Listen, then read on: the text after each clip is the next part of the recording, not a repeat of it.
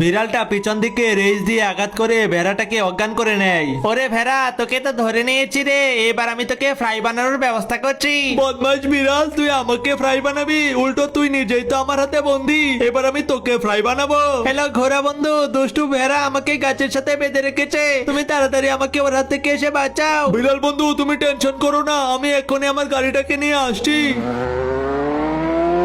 ওরে ঘোড়া দাঁড়া, আমি তীর মেরে তোর গাড়িটাকে ব্লাস্ট করিয়ে দিচ্ছি।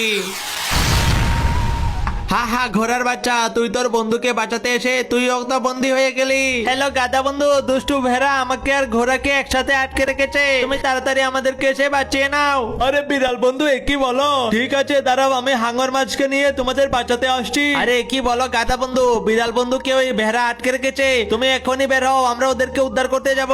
এরপর গাধা আর হাঙর মাছ যখন গাড়ি নিয়ে আসছিল তখন তাদেরকে সেই ভেড়াটাও আটকে নেয়।